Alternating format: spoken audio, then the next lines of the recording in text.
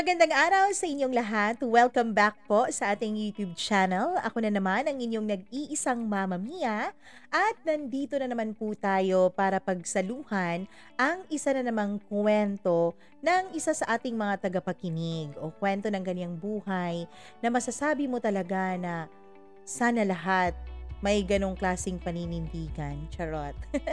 Anyways, before going to our stories, I would like to say thank you sa lahat ng mga nakinig, mga nag-comment, mga nag-react, mga nag-share sa videong ini-upload natin kahapon. Maraming salamat po sa inyong lahat. Hindi ko man kayo maisa-isa pero thank you po from the bottom of my heart for always supporting, for always listening. And syempre, kapag laging nakaabang, lalo na yung mga nakaklik talaga ng notification bell para sa tuwing may bago tayong upload ay nanonotify sila. Thank you so much po sa inyong pakikinig and special shout out sa Kling family. Hello po sa inyo. And kay Lorna Manza, Gail Easy, thank you so much. Manilyn Mandawe, maraming salamat po. Lechtar Salasor, thank you so much. And syempre sa mga taga Saudi Arabia, o Saudi na talaga, hindi na Saudi, Saudi Arabia, thank you so much. Kay Ellen de la Cruz, maraming salamat po. Marivic Lango, Levi Manguba, thank you so much for always listening. And syempre sa kay Sonny Pahura, thank you so much. Nakikinig na raw siya simula pa lang nung 3,000 subscribers pa lamang tayo. Ngayon magpo 41,000 na. I think 41,000 na. No? Thank you so much po. Marlene Vargas, maraming salamat. And syempre kay Wison Giwa, thank you so much for always listening. And maraming salamat din po sa mga nakikinig always sa atin, sa mga hindi man nagko-comment, wala mang time na mag-share, wala mang time na mag-react, pero lagi pa rin nandyan at nakikinig at lagi pa rin nandyan para handa tayong suportahan. Maraming salamat po sa inyo. Kayo po ba, naniniwala po kayo na promises are made to be broken? Naniniwala po ba kayo na lahat ng pangako ay napapako? O naniniwala pa rin kayo na may mga iilan pa ring tao na pinaninindigan ang kanilang mga binitawang salita? Paano nga ba paninindigan ang isang pangako gayong hindi naman kayo ang itinadhana para sa isa't isa? Ating pakinggan ang sulat na itatampok natin ngayong araw na ito na pinadala ni Cesar. Kung kayo po ay may sarili nyong kwento, wag po kayong mag-atubili, pwede po kayong magpadala sa akin. Mag-email lamang po kayo mamamiacdo0317@gmail.com. Wag na nating patagalin, simulan na natin ang Dear Mama Mia.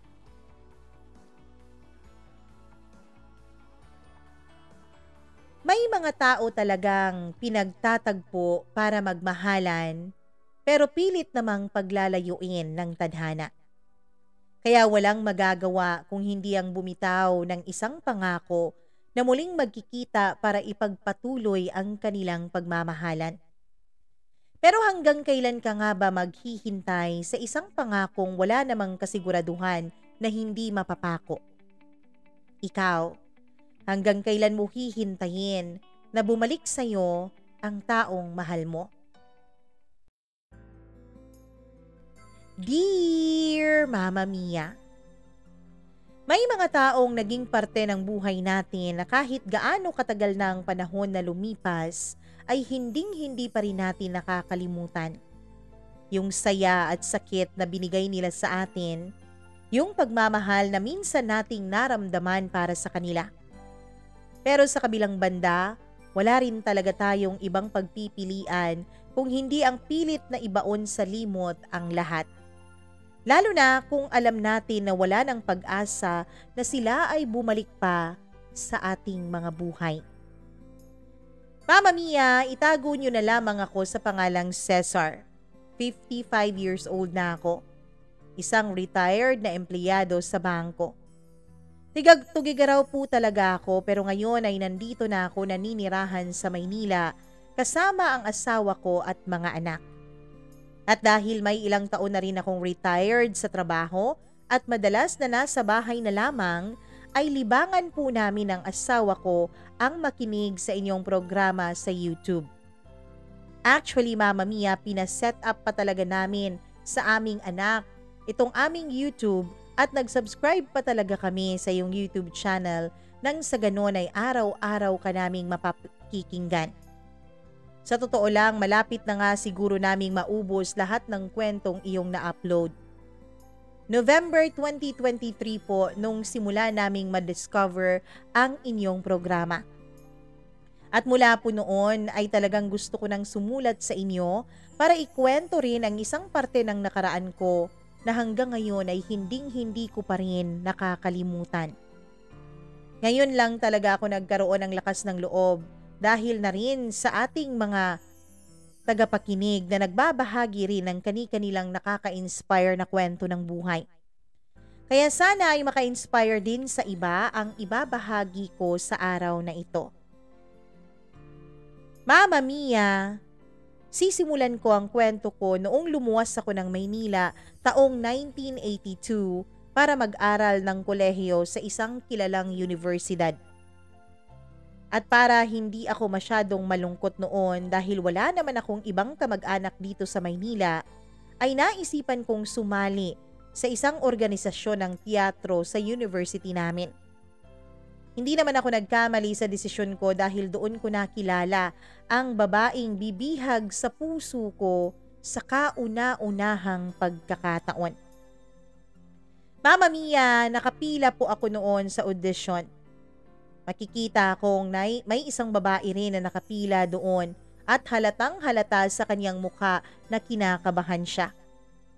Kaya naman nilapitan ko na lang siya, Mama Mia.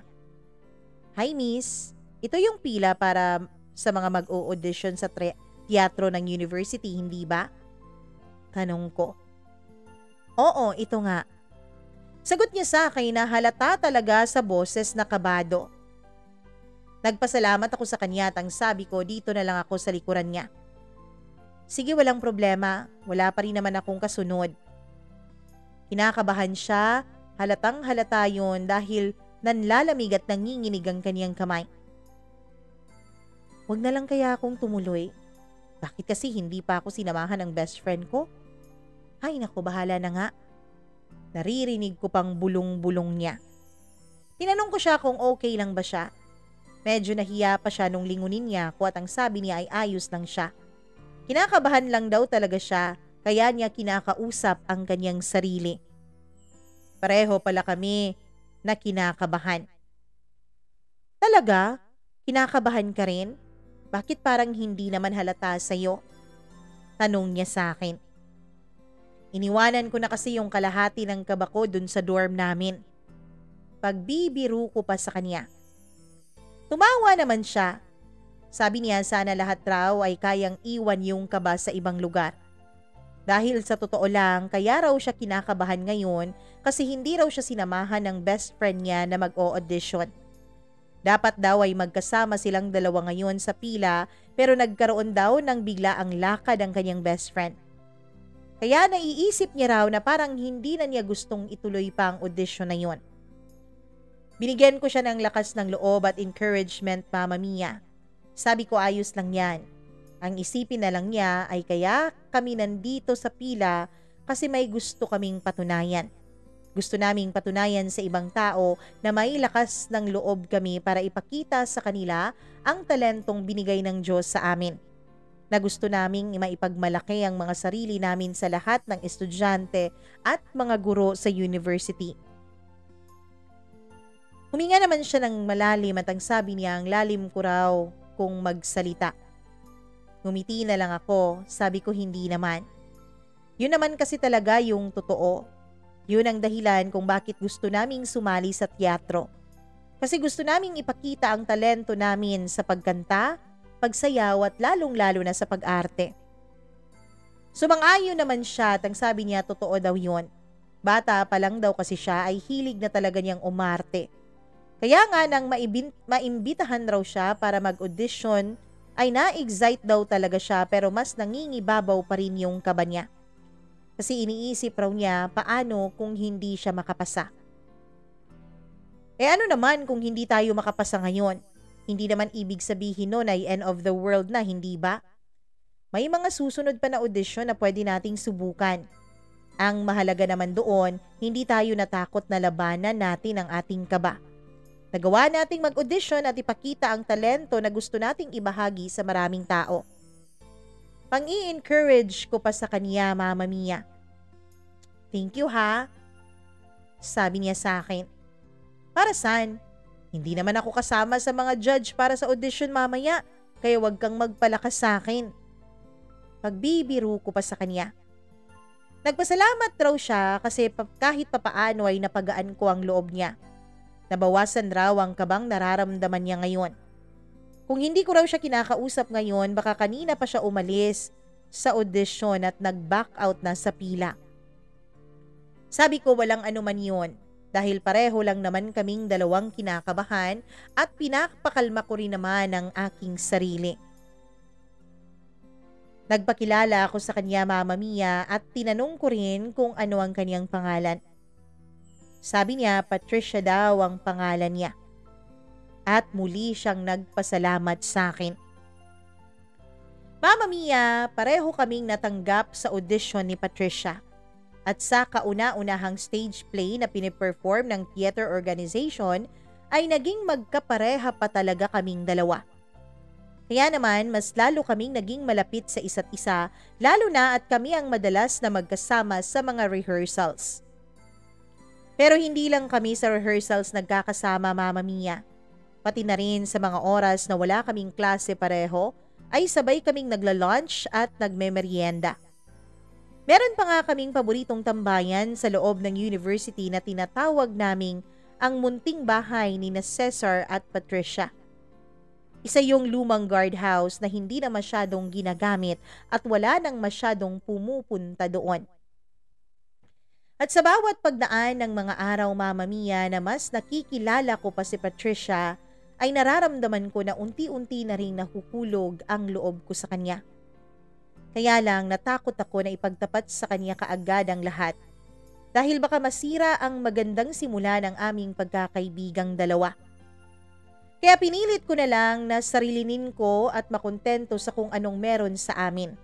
Lalo na at hindi naman ako sigurado kung meron din bang espesyal na nararamdaman para sa akin ang babaeng minamahal ko.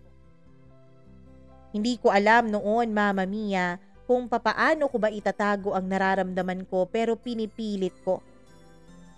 Hindi ko alam kung bakit, pero ang mas importante sa akin noon ay ang makasama siya. Isang araw ay hinahabol ko siya, Mama Mia, dahil nagtampo siya sa akin. Oy Patricia, hintayin mo naman ako, ang bilis mo namang maglakad, sabi ko sa kanya. Inis siyang tinanong ako kung bakit raw ako sunod ng sunod sa kanya. Alam ko naman daw dati pa na mabilis talaga siyang maglakad. Tinanong ko siya kung galit ba siya sa akin at kung may nagawa ba ako. Sabi niya may dahilan raw ba na magagalit siya sa akin. Sabi ko hindi ko alam, kaya nga ako nagtatanong sa kanya. Tinanong ko ulit siya kung may nagawa ba akong mali para maging ganon ang pakikitungo niya sa akin. Wala. Sige na, mauna ka na. Kung ayaw mong mauna, ako ang mauuna. Balikan mo na lang yung isa nating kateatro na nakita kong kasama mo sa rehearsal studio kanina. Sabi niya sa akin na halata pa rin sa boses niya ang labis na pagkainis. Teka, sino bang tinutukoy mo? Si Kenneth ba? Tanong ko. Hindi raw si Kenneth, kundi yung babaeng may maikling buhok na kung makadikit daw sa akin ay akala mo linta. Nagpaliwanag ako sa kanya, Mama Mia, na yun ay bagong miyembro ng teatro namin. May tinatanong lang naman siya kanina dun sa script na binigay ng direktor namin, kaya tinulungan ko siyang alalahanin at intindihin yung script. Bakit kailangang dikit na dikit yung braso niya sa'yo? Ganun ba kalabo yung mga mata niya para magdikit pa kayo habang binabasa ang script na hawak ninyo? Tanong niya. Nakakahalata na ako noon, Mama Mia, na para bang nagsiselos itong si Patricia. Kaya tinanong ko na siya kung nagsiselos ba siya. Sabi niya hindi raw. At bakit naman daw siya magsiselos sa akin? Boyfriend niya raw ba ako? Girlfriend ko raw ba siya? May relasyon ba raw kaming dalawa? Wala naman, kaya wala siyang dapat ikaselos, sabi niya. Natatawa na lang ako sa reaksyon niya, Mama Mia. Bakit hindi mo na lang sagutin ang tanong ko? Isa lang naman ang tanong ko eh. Pero ang dami-dami mo nang sinasabi kaagad dyan. Hay nako, bahala ka nga dyan, Cesar. Sinasayang mo lang ang oras ko. Paalis na sana siya nung sinigaw ko siya na sandali lang. Ano? Inis niyang tanong sa akin. Mama Mia, nalungkot ako dahil parang sa tingin ko ay hindi na maaayos pa ang pagkakaibigan naming dalawa. Kaya hiniling ko na sana huwag siyang magalit sa akin. Dahil hindi ko rin naman ginusto na lumapit sa akin yung babaeng yon. Hindi ko lang din siya maiwasan kasi ang sabi ng direktor namin ay tulungan ko raw siya kasi nga siya yung pinakabago sa teatro namin. Nagsorry ako kay Patricia at humingi ako na sana wag na siyang magalit sa akin. Huminga naman siya ng malalim. Tapos sabi niya, sige na nga at sorry din. Hindi naman daw talaga siya nagagalit sa akin. Naiinis lang daw talaga siya sa ginagawang pagdikit-dikit sa akin nung bago naming kateatro. Ang totoo daw ay hindi niya maintindihan kung bakit siya naiinis sa kanyang nakita.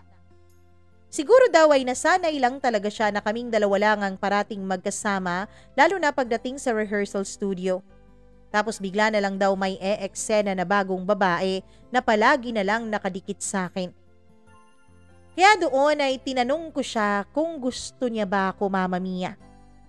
Nagulat pa siya sa diretsahan kong tanong. Anong klase bang tanong raw yon? Kaya sabi ko hindi na ako magpapaligoy-ligoy pa at lalakasan ko na ang loob ko ngayon. Inamin ko kay Patricia na gusto ko siya, Mama Mia. Matagal na. At nararamdaman ko rin na mahal ko na siya. Kaya tinanong ko siya kung ako ba ay meron bang pag-asa sa kanya. Meron rin ba siyang kahit konting pagtingin para sa akin. Huminga ulit siya ng malalim. At ang sabi niya ay meron din daw siyang pagtingin sa akin matagal na. Natuwa ako sa sinabi niya, Mama Mia. Ang ibig mong sabihin, gusto mo rin ako? Tanong ko sa kanya. Oo nga, kaya rin siguro gano'n na lang ang inis ko sa kasama mo kanina. Uy, pero hindi ibig sabihin nun may relasyon na tayong dalawa ha. Siyempre liligawan mo pa rin ako. Sabi niya na may halong pagtawa. Sinagot ko siya at sabi ko oo naman. Gagawin ko ang lahat para maipakita ko sa kanya at sa lahat ng tao sa paligid namin na seryoso ako sa nararamdaman ko para sa kanya. Yun ang pangako ko kay Patricia. Mama Mia, ginawa ko ang pangako ko kay Patricia. Niligawan ko siya at pinakita ko sa lahat na seryoso ako sa kanya. Pumunta din ako sa bahay nila para magpakilala sa mga magulang niya bilang isang manliligaw ni Patricia. Mommy at tita niya lang ang kasama niya sa bahay dahil ang daddy niya ay nagtatrabaho sa Australia. Mama Mia, kapag walang pasok sa eskwela o rehearsal sa teatro ay madalas akong nasa bahay ni na Patricia. Tumutulong-tulong ako sa mga pananim ng tita niya o kaya ay sa pagluluto ng mommy niya. Ginagawa ko yun hindi lang para magustuhan nila ako, kung hindi para mas makilala nila ako at magawa nilang ibigay sa akin ang tiwala nila. At dahil mabait talaga ang mga magulang ni Patricia, ay naging malapit din naman ako sa kanila, Mama Mia. At sa mismong araw ng birthday ko, ay binigay na sa akin ni Patricia ang matamis niyang oo, pati na ang buong tiwala niya sa akin. Sinagot niya ako at naging legal pa ang relasyon namin sa mga magulang niya. Gusto rin naman daw ako ng mami niya para sa kanya at malaki raw ang tiwala nila sa akin pagdating kay Patricia.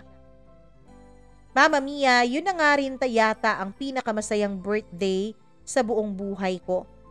Wala na akong mahihiling pa kung hindi ang makasama ko na tuparin ang mga pangarap namin sa buhay ang babaeng pinakamamahal ko.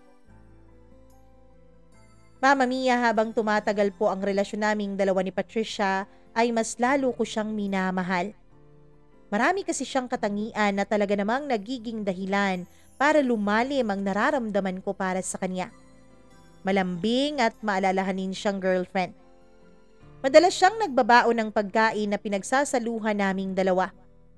Kapag walang klase ay kumakain kami ng ice cream sa tindahan na malapit lang din sa aming university.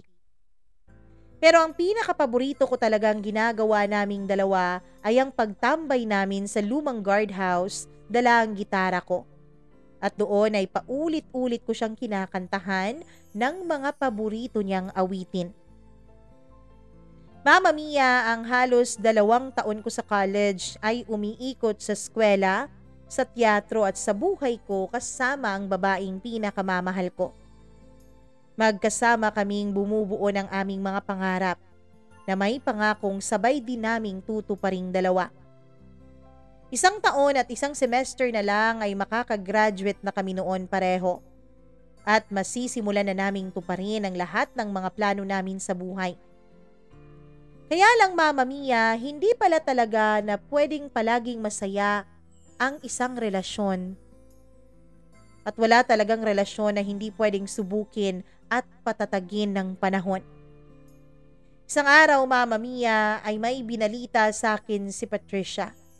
Isang balita na talaga namang dumurog sa buong pagkatao ko. Pumunta ako sa bahay nila para sunduin siya. Nag-sorry pa ako dahil medyo late akong nakarating doon. Sabi niya magkikita raw kaming dalawa mamaya pagkatapos ng mga klase namin sa guardhouse. Napansin ko na nung umaga pa lang Mamma Mia ay parang may kakaiba na sa kanyang timpla.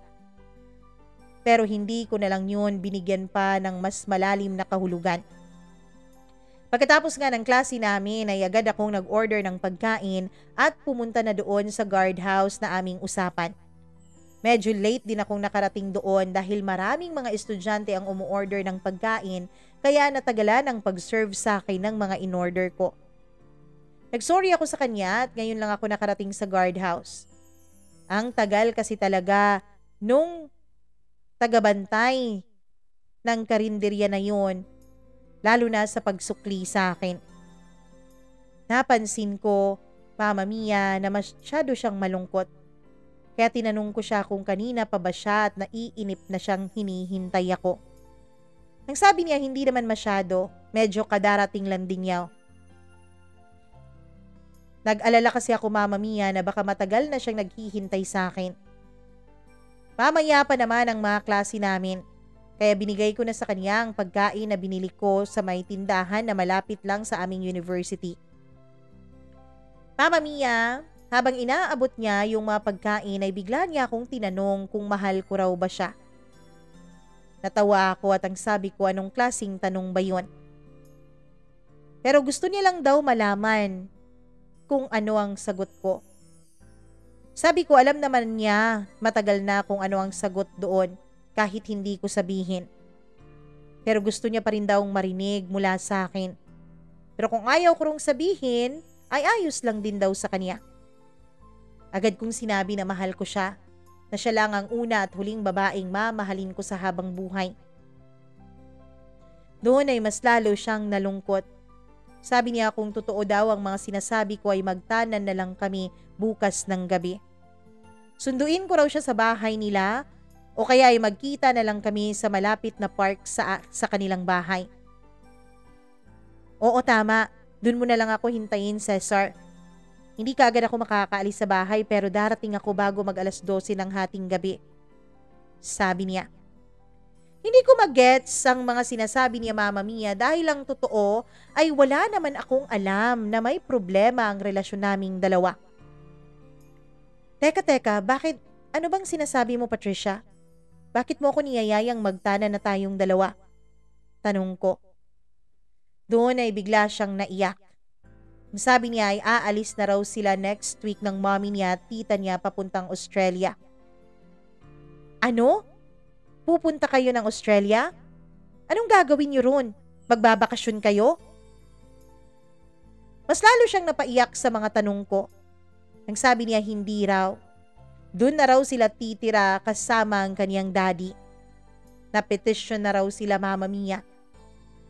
Tinanong ko pa siya kung nagbibiro ba siya, na sinasabi niya lang ba yun kasi malapit na ang anniversary naming dalawa at gusto niya na may sorpresa siya sa akin. Pero nanlumo ako nung sabihin niya na totoo ang sinasabi niya. Aalis na raw talaga sila at sa Australia na raw sila magsistay for good. Doon ay hindi ko na rin napigilan ang sarili kong maiyak. Tinanong ko siya kung paano kaming dalawa. Paano ang relasyon namin. Kaya nga raw niya na gustong sabihin na magtanan na kaming dalawa. Sasama na raw siya sa akin kahit saang lugar pa. Kahit ano raw ang magiging buhay namin ay ayos lang sa kanya basta magkasama kaming dalawa. Pero sabi ko hindi. Hindi kami pwedeng magtanan. Mas lalo siyang naiyak at naging desperada ng mga tanong niya. Bakit hindi raw? Mahal ko naman daw siya at mahal din niya ako. Hindi pa ba raw yun sapat na dahilan para magsama na kaming dalawa? Tinanong ko siya paano na lang ang kinabukasan namin. Paano na ang kinabukasan niya? Sabi ko ayokong mawala sa kanya ang magandang future na naghihintay sa kanya dahil lang sa ako ang pinili niya. Wala naman akong pakialam doon, Cesar. Dahil para sa akin, ikaw lang ang mahalaga sa buhay ko. Sabi niya. Patricia, hindi mo kasi naiintindihan. Ayokong magalit sa akin ang mga magulang ko at mas lalong ayoko na itakwil kanila ng dahil lang na sumama ka sa akin. Naging malakas pa ang kanyang pag-iyak. At tinanong niya ako kung akala niya raw mahal ko raw siya. Sinabi kong mahal na mahal ko siya kaya ayokong masira ang buhay niya dahil sa akin. At ayoko lang din na mas isipin ko ang sarili ko kesa sa sarili niya. Tinanong niya ako kung ano na ang mangyayari sa aming dalawa. Makikipaghiwalay raw ba ako sa kanya? Kakalimutan ko na raw ba ang lahat sa aming dalawa? Sabi ko, syempre hindi.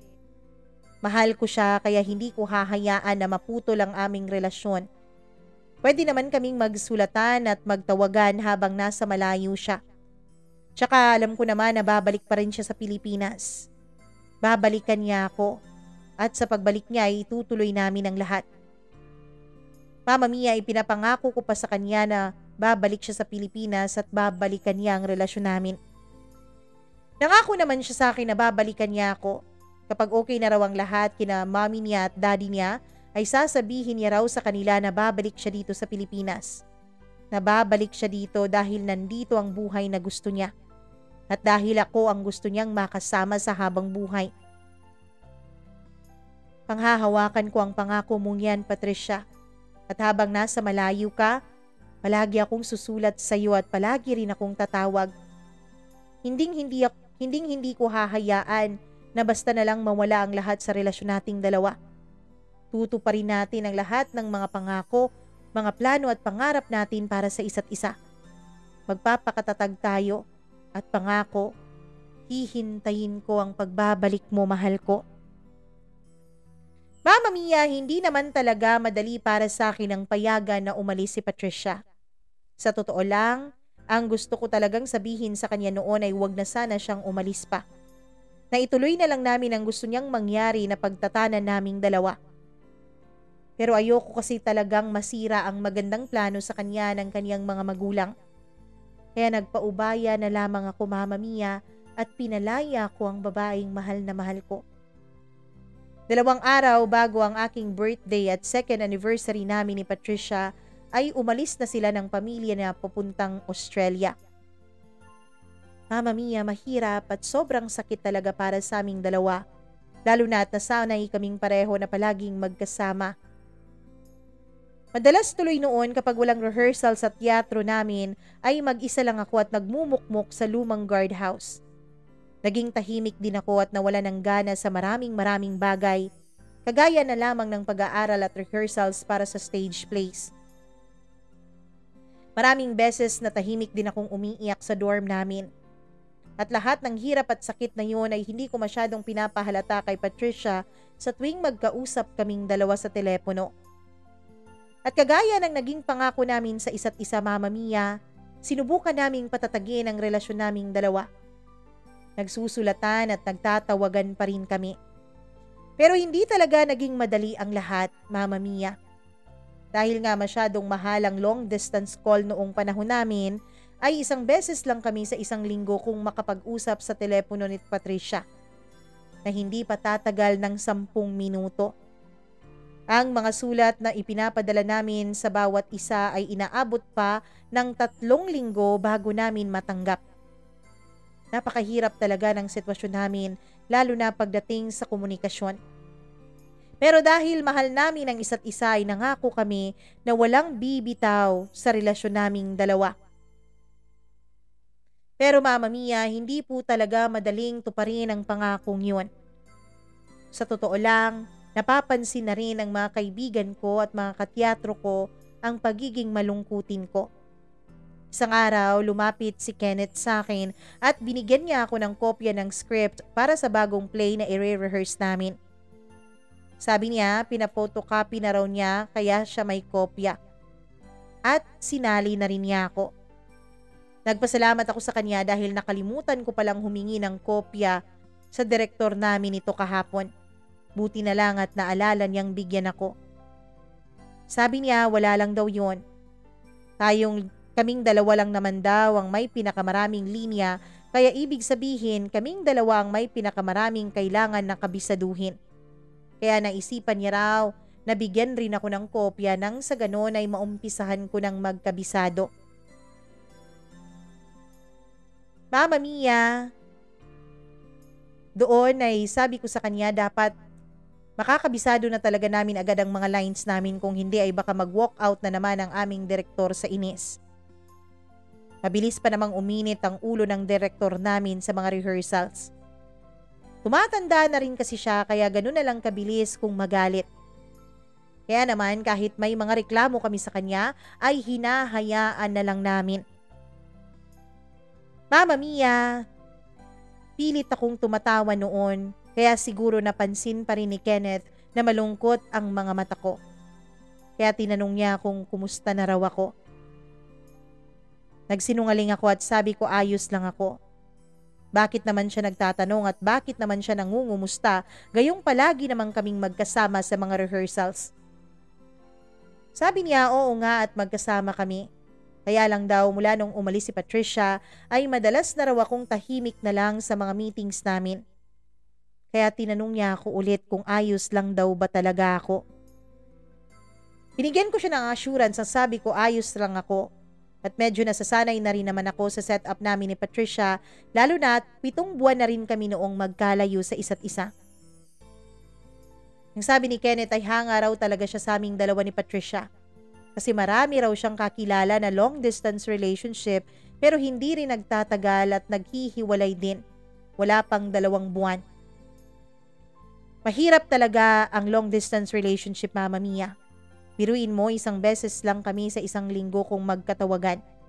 Tapos hindi pa pwede na pangmatagalan ng tawag na yon kasi mahal nga talaga ang long distance call. Tapos paminsan-minsan nakakainip din talagang maghintay ng mga sulat galing kay Patricia. Pero wala eh. Mahal ko, kaya kakayanin ko lahat ng hirap. Sabi ni Kenneth ay believe daw talaga siya sa akin. Pero tinanong niya ako, Mama Mia, kung ano raw ba ang plano ko sa relasyon naming dalawa ni Patricia. Tinanong ko siya kung ano ang ibig sabihin niya sa tanong niyang yun. Sabi niya, plano ko raw ba na sumunod kay Patricia sa Australia pagka-graduate ko. Pero wala naman akong plano na susunod kay Patricia, Mama Mia, dahil ang usapan naman namin ay babalik si Patricia dito sa Pilipinas. Babalikan niya ako kagaya ng pangako niya sa akin. Pero Cesar, paano kung hindi na nga siya bumalik dito sa atin? Tanong ni Kenneth. Nangako siya, Kenneth, kaya alam ko na babalik siya. Hihintayin ko lang na maging maayos ang buhay nila doon. Tapos magpapaalam siya sa mga magulang niya. Kilala naman ako ng mami niya. Alam ng mami niya kung gaano ko kamahal si Patricia. Kaya alam ko na papayagan siya ng parents niya na makauwi dito sa atin. Ang kailangan ko lang talagang gawin ay maghintay ng medyo matagal-tagal pa. Ganun ba? Sabi ni Kenneth ng may pag-aalangan. Ang totoo kasi niyan, Cesar, nakakwentuhan ko rin yung best friend ni Patricia nung nakaraan lang kasi magkaklase kami sa isang subject. Ang sabi niya, nabanggit daw ng mommy noon ni Patricia na baka hindi na sila umuwi ng Pilipinas kapag nakaalis na sila. Eto Cesar, opinion ko lang to ha. Siguro kung talagang seryoso ka kay Patricia na siya na ang gusto mong makasama sa habang buhay, ngayon pa lang ay kailangan mo ng paghandaan ang pagsunod sa kanya sa Australia. Lalo na at hindi biro ang layo ng bansa na yun sa atin. Pero Cesar, sa tingin ko, o sa tingin mo handa ka na bang iwan ang buhay mo dito sa Pilipinas para lang makasama si Patricia? Tanong ni Kenneth sa akin. Hindi ako nakasagot sa mga sinabing yun ni Kenneth, Mama Mia. Hanggang sa nagpaalam na nga siya na babalik na sa rehearsal studio namin. Naiwan ako na tahimik at may malalim na iniisip. Sa totoo lang kasi Mama Mia, alam ko naman talaga na may posibilidad na hindi na talaga babalik pa si Patricia dito sa Pilipinas. Isa yun sa mga dahilan kung bakit sobra akong nalungkot. Kasi ng mga panahon na yun, ang nasa isip ko ay estudyante lang ako at hindi ko siya kayang sundan para muli kaming magkasamang dalawa. Kaya nga pinagbitaw ko siya ng isang pangako na babalik siya para sa akin, na babalikan niya ako. Mama Mia, sumagi rin naman sa isip ko na sundan na lang si Patricia sa Australia. Pero nung nabanggit ko yun sa mga magulang ko nang minsang dinalaw nila ako sa dorm, ay nagalit sila sa akin. Iba daw kasi ang buhay sa ibang bansa. Pwede daw na mangyari na lahat ng pinag-aralan at pinaghirapan ko dito sa Pilipinas ay bigla na lang mawala pagdating ko doon. Napatanong tuloy ako sa sarili ko, Mama Mia. Ano nga kaya ang buhay na naghihintay sa akin sa Australia kung sakaling sumugal ako at sundan ko si Patricia doon? Kaya lang naisip ko na paano rin kung hindi mag-work out ang relasyon naming dalawa. Paano kung hindi talaga kami ang para sa isa't isa? At masayang lang lahat ng naumpisahan namin. Ano ang magiging buhay naming dalawa kung sakaling hindi talaga kami para sa isa't isa? More importantly, ano ang magiging buhay ko doon sa Australia kung sakaling hihiwalayan niya ako kapag nakarating na ako doon? Habang tumatagal ang aming long-distance relationship ay mas lalo akong nahihirapan. Sigurado naman talaga ako sa sarili ko na mahal ko si Patricia. Pero hindi ko talaga alam kung hanggang kailan ko pa kayang maghintay sa kanyang pagbabalik. Mama Mia, hindi ko alam kung nakakabawas ba talaga ng pagmamahal ang distansya at komunikasyon. Dahil pagkalipas ng halos 1 taon ay unti-unti nang dumalang ang tawagan at sulatan namin ni Patricia. Hindi ko na matandaan kung kailan nagsimula na 1 beses na lang sa 1 buwan kung mag-usap kaming dalawa sa telepono. At kung noong una ay linggo-linggo akong nakakatanggap ng sulat, nagsimula na ring dumalang ang pagsulat niya sa akin. Sa totoo lang kasi Mama Mia, parang paulit-ulit na lang ang ginagawa ni Patricia. Yung mga pinagkukwentuhan namin sa telepono at sa mga sulat na pinapadala namin sa isa't isa. Mga bagay na tungkol sa eskwela, sa dorm at sa teatro. Wala na kaming nagiging bagong topic. Kaya siguro nagkakasawaan na rin kaming mag-usap sa telepono. Minsan nga ay nanghihinayang pa ako sa binabayad ko sa tuwing maglo-long distance call ako sa kanya. Kaya nga wala na ring 5 minuto kung mag-usap kaming dalawa, hindi na kagaya ng dati. Madalas ay magkukumustahan na lang kami at sasabihin kung gaano namin kamahal ang isa't isa. At ipapaalala na may pangako kami na kailangang tuparin. Isang pangako na hindi ko alam kung kaya pa ba namin na hindi mapako. Isang araw, Mama Mia, nagkausap kaming dalawa ni Patricia sa telepono. At medyo cold na ako noon. Kinamusta niya ang stage play na naganap sa aming university kahapon. Sabi ko maayos naman at masasabi kong successful kasi marami namang nanood. Halata sa boses ni Patricia na natuwa siya. Lagi daw ramang successful ang mga stage play ng grupo namin. Naka-long distance rin daw niya ang best friend niya kagabi at ang sabi nito ay ang galing-galing ko na raw umarte lalo na sa parte ng umiiyak ako. Naiyak nga raw ang best friend niya nung nanood sa akin. Mama Mia, nagpakawala ako ng isang peking tawa. Talaga? Pero magaling lang talaga si Direk. Tsaka maganda yung mga linya na napunta sa akin kaya siguro nagalingan sila sa pag-arte ko.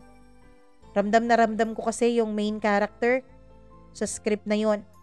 Tungkol sa isang lalaki na iniwanan ng pinakamamahal niyang babae. Sabi ko. Mama Mia, medyo nalungkot si Patricia. Para raw palang kwento namin yon. Kaya siguro naramdaman din ng audience kung gaano ako kagaling kasi parang sarili ko raw mismo ang inaarte ko sa stage. Hindi ako sumagot sa sinabi niya hanggang sa sabi niya may gusto raw siyang itanong sa akin. Tinanong niya kung mahal ko pa raw ba siya. Sabi ko oo naman. Hindi naman kami tatagal ng 1 taon na ganito ang setup namin kung hindi ko siya mahal. Medyo paiyak na siya nung tinanong niya kung gaano ko raw siya kamahal. Kagaya pa rin ba daw ng dati nung magkasama pa kaming dalawa o nabawasan na? Ang gusto niya raw ay maging honest ako sa mga sagot ko. Tinanong niya ako kung gusto ko pa raw ba na ituloy namin ang aming relasyon. Doon Mama Mia ay napabuntong hininga na ako. Nagsorry ako sa kanya dahil sa totoo lang ay hindi ko rin alam ang sagot sa mga tanong niya. Naiyak siya Mama Mia at ang sabi niya alam niya raw na sa aming dalawa ako ang mas nahihirapan sa aming sitwasyon. Kasi ako raw ang nasa Pilipinas tapos ako raw ang naghihintay sa kanya kahit na walang kasiguraduhan ang pagbalik niya sa piling ko. Mama Mia, sabi ko pwede pa rin naman naming gawan o gumawa ng paraan ang lahat sa aming relasyon. Sabi ko pwede naman akong gumawa ng paraan para ako ang makapunta sa kanya sa Australia para magkasama na kaming dalawa.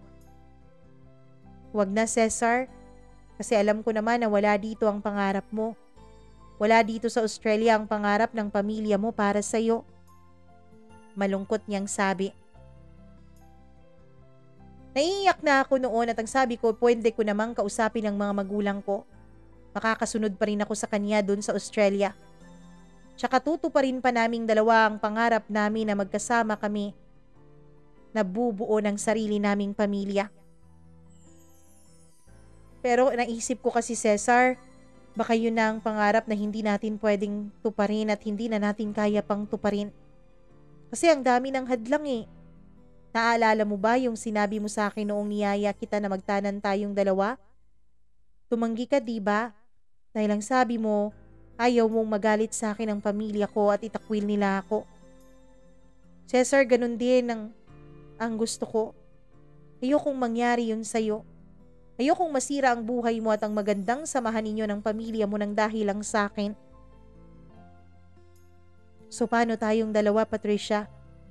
Bumibitaw ka na ba? Sinusukuan mo na ba ako at ang relasyon natin? Tanong ko sa kanya. Wala naman na tayong choice, hindi ba, Cesar?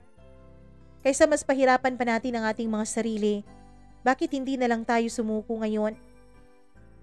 Cesar, napansin mo ba? Kahit gaano nating kamahal ang isa't isa, pilit pa rin tayong pinaglalayo ng tadhana. Kasi baka hindi talaga tayo ang para sa isa't isa. Baka pinaglalaban lang natin itong relasyon natin na wala namang dapat nang ipaglaban. Mahal mo pa rin ba ako, Patricia? Yun naman ang mas importante doon. Yung pagmamahal na natin para sa isa't isa.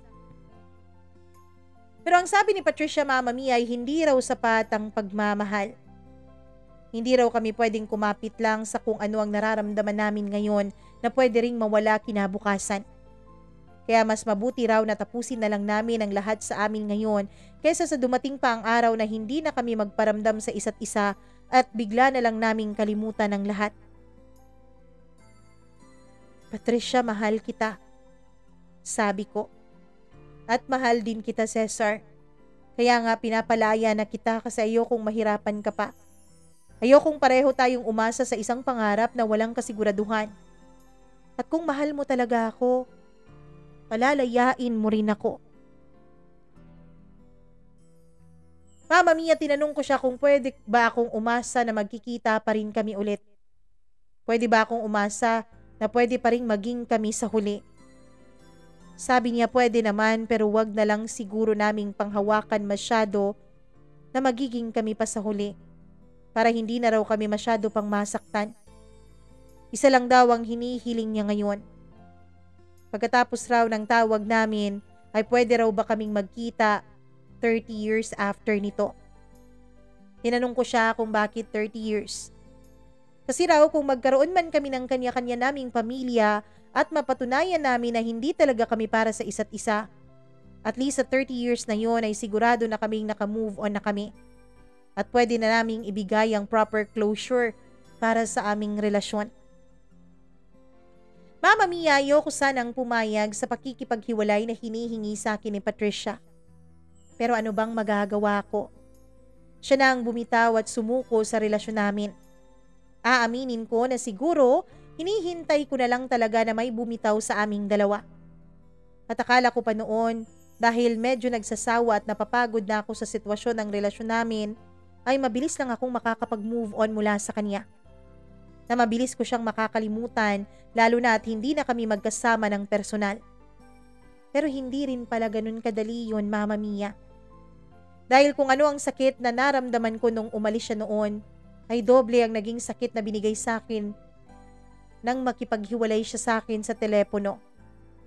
Mas naiyak ako, mas nalungkot at mas na-depress ng tuluyan nung matapos na nga ang relasyon naming dalawa. Pero wala eh. Ganun talaga. Sabi nga ni Kenneth, bihira lang ang nakakasurvive sa mga long-distance relationships. At kasama na nga kami ni Patricia sa mga sumuko at natalo sa pagsubok na yon. Mahirap naman kasi talaga ang sitwasyon namin, Mama Mia. Marami kaming kalaban para patatagin ang aming relasyon at tiwala sa isa't isa. Hindi pala sapat yung pagmamahal mo lang para maging matatag kayo.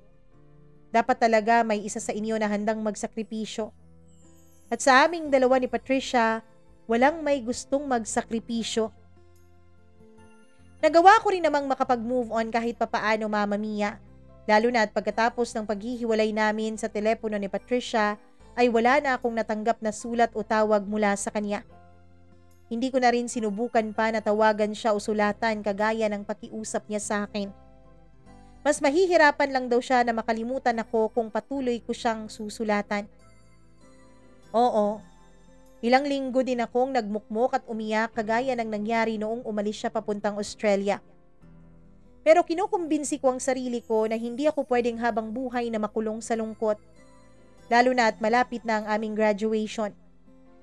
Kaya ibinuhos ko na lang lahat ng oras ko sa pag-aaral at sa mga rehearsals namin para hindi ako mabigyan ng space na maalala ang sakit. Dahil natapos na ang mahigit 3 taon na relasyon namin ni Patricia. Nakatapos nga ako ng kolehiyo, Mama Mia. Nagkaroon ka agad ng maayos na trabaho hanggang sa makapag-asawa at magkaroon na ng 3 anak. Nagkaroon ako ng isang simple pero masayang pamilya.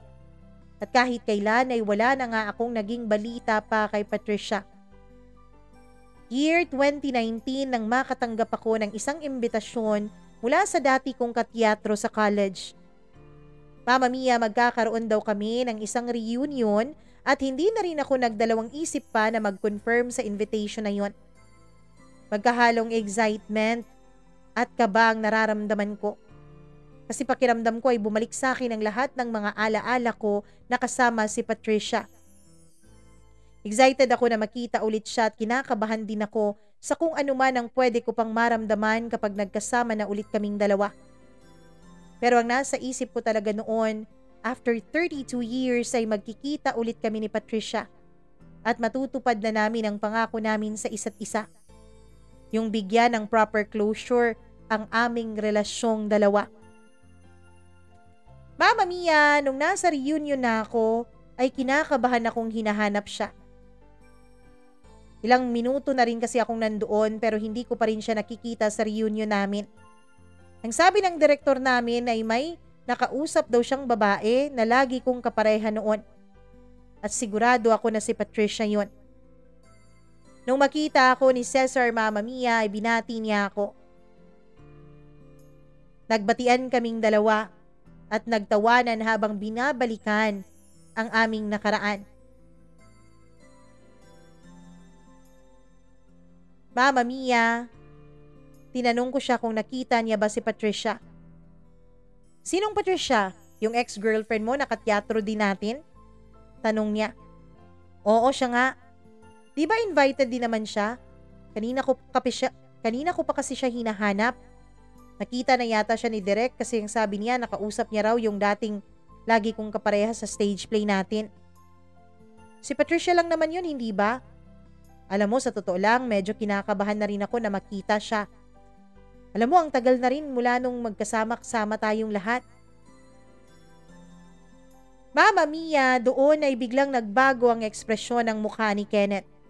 Tinanong niya ako kung hindi ko raw pa ba alam. Alam ang alin? Tanong ko sa kanya. Wala na raw si Patricia, Mama Mia. Patay na raw si Patricia. Hindi ko alam kung nabingi ako sa mga narinig ko. Pero tinanong ko siya ulit kung ano ang patay. Kaya ang sabi ng direktor namin ay nakausap pa niya kanina. Sabi ni Kenneth, hindi raw si Patricia ang tinutukoy niya.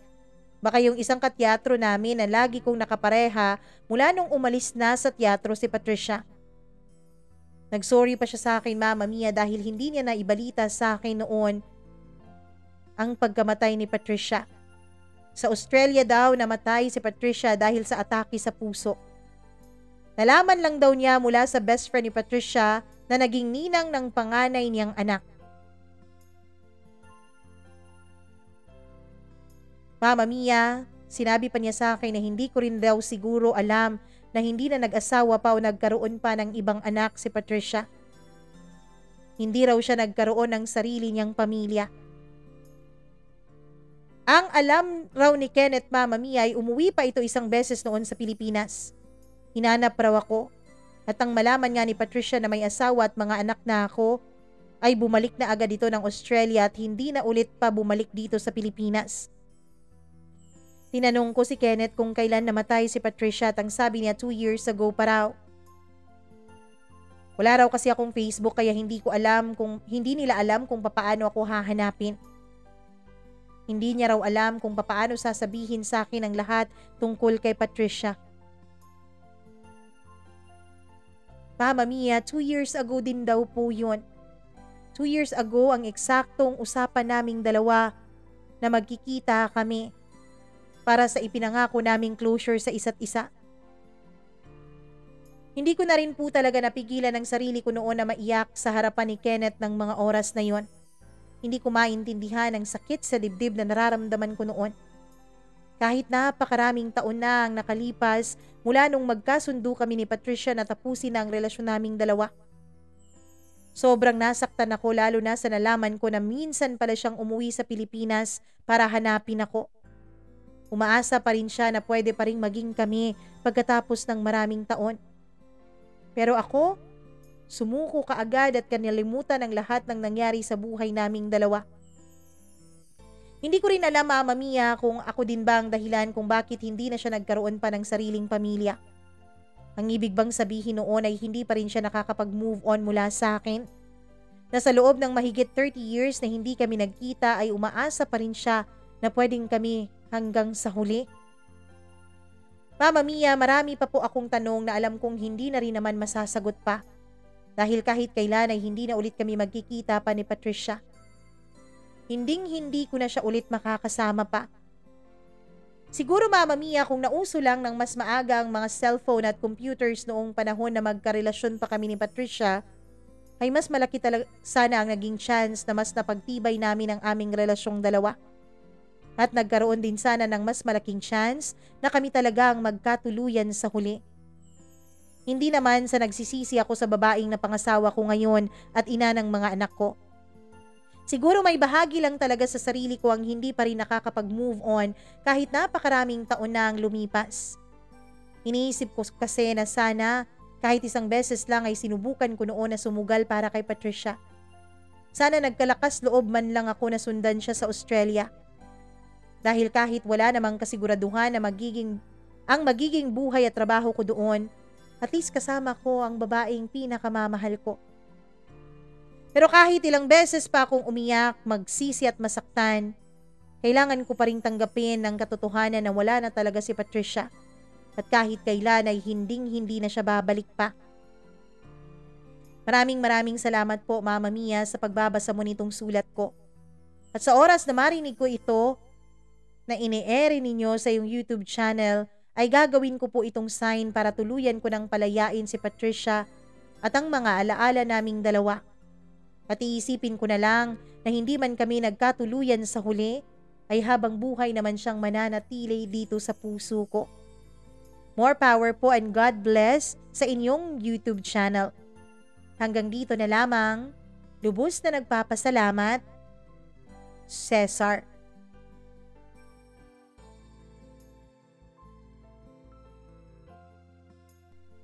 May mga pag-ibig talaga na kahit alam mo namang wagas, alam mo namang totoo, ay hindi pa rin nakatakda para maging kayo sa huli. Kahit gaano nyo pa kamahal ang isa't isa, kung hindi kayo itinakda, wala rin talagang mangyayari. Masasaktan at masasaktan rin kayo sa huli. Tatay Cesar, malungkot ako para sa naging kwento niyong dalawa ni Patricia. Alam kong malungkot rin siya dahil hindi kayo nagkaroon ng chance para makausap ang isa't isa. Pero sana nga, matapos mong marinig na maere ko itong sulat mo, sana nga subukan mo nang maging masaya kahit wala na si Patricia. Dahil alam ko, yun ang gusto niyang mangyari. Yun ang gusto niyang makita mula sa kabilang buhay. Na masaya ka kahit wala na siya. Maraming salamat po sa pagbibigay niyo ng oras para pakinggan itong kwento na ito ni Cesar. Kung meron po kayong kwento na sarili ninyo na gusto nyong ibahagi dito sa ating channel, mag-email lamang po kayo mamamiacdo0317@gmail.com. Huwag niyo pong kalimutang i-like at i-share ang video na ito, i-subscribe ang ating YouTube channel at i-click ang notification bell para lagi kayong updated sa bawat video na ating i-upload. Huwag niyo rin kalimutan na pwede po kayong mag-comment down below sa inyong mga kuro-kuro, opinion, reaksyon tungkol sa storya natin. At kung meron po kayong pa-shoutout, drop lang po sa baba at baka kayo na po ang susunod nating ma-shoutout sa ating susunod na kwento. Ito po ang nag-iisa ninyong Mama Mia. Magandang araw sa inyong lahat.